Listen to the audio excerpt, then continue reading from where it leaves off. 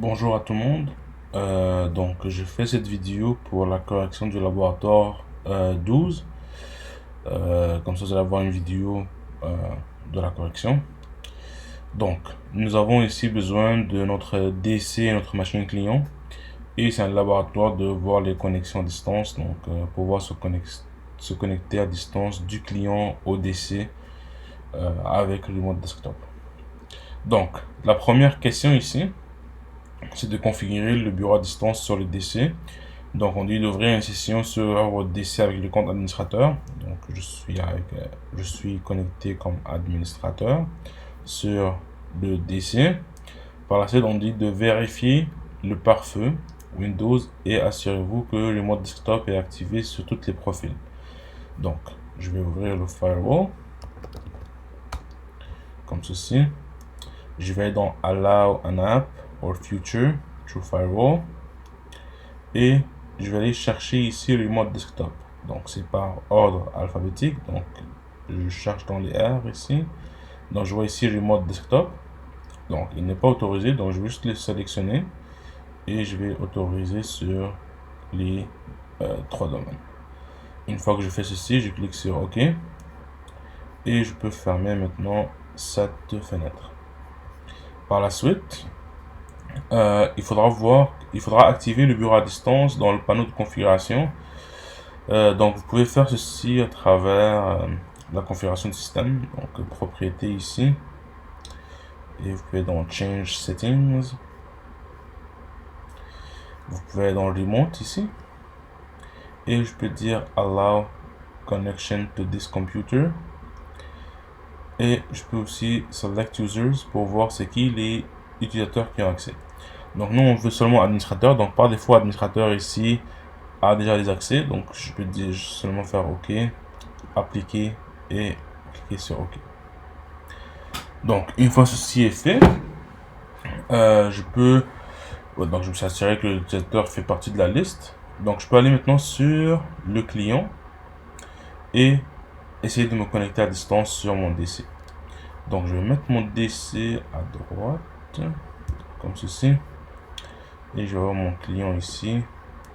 Donc sur le client, je vais aller dans Remote Desktop.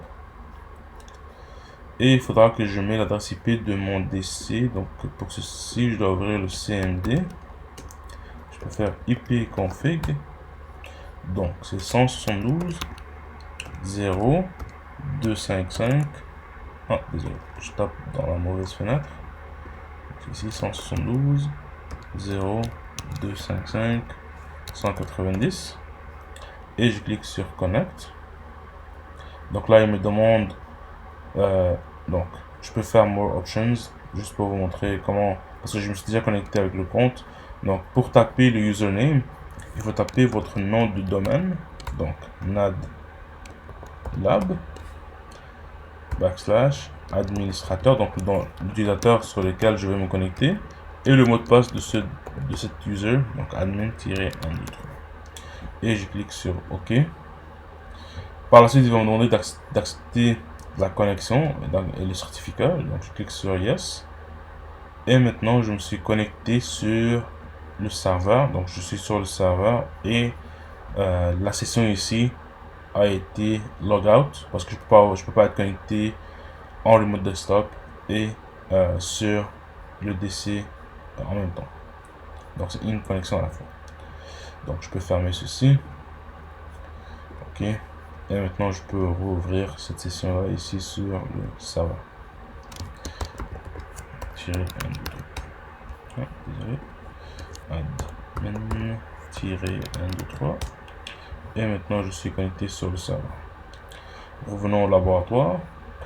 Donc là nous avons fait la question 1 et 2. La question 3, je dis de la laisser. Sur les machines virtuelles, Quick Assist ne fonctionne pas très bien.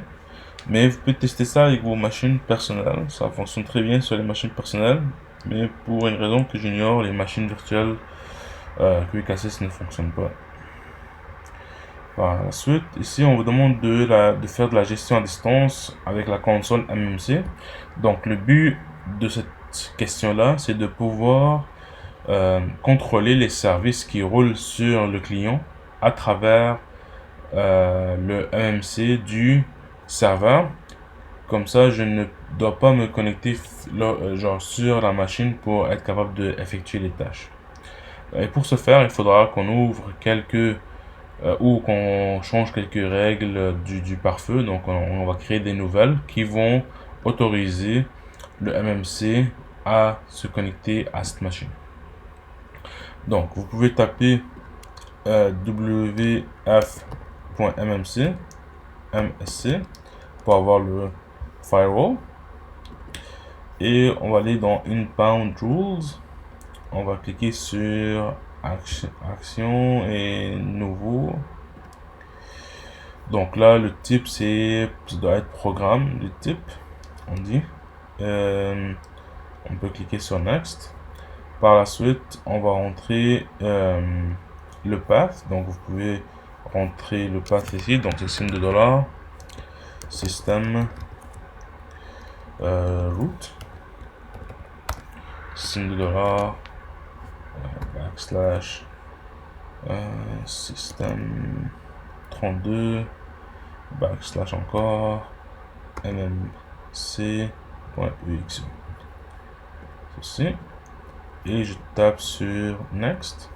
Donc là je veux allow the connection, donc je veux autoriser la connexion. Je clique sur next. Ici je peux faire les trois, donc les trois domaines. Je clique sur next, ou les trois profils, je clique sur next. Après je tape mmc, le nom.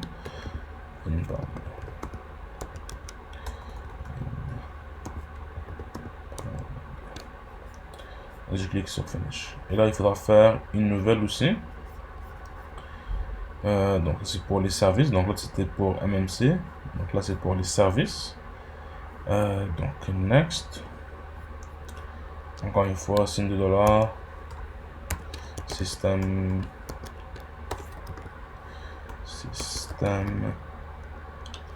root, pas signe de dollar, signe de pourcentage, je veux dire, pourcentage slash système slash système 32 slash service .exe, comme ça.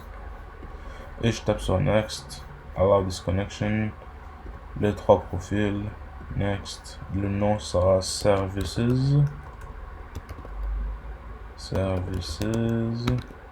inbound.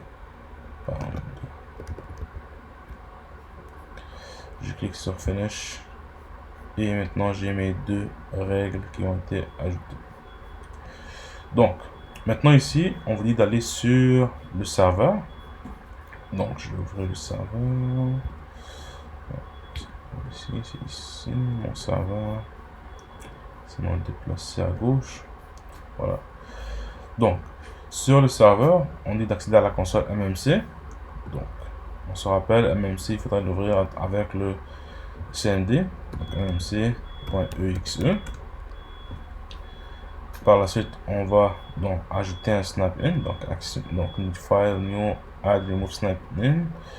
Et ici, on veut les services, donc on descend un peu plus bas, on va trouver services, donc services ici. Je clique sur add. Et là, on veut pas cette machine locale, on veut une autre machine, donc une machine du réseau. Donc là, ici, on peut taper le nom de notre machine. Je vous montrer comment la voir.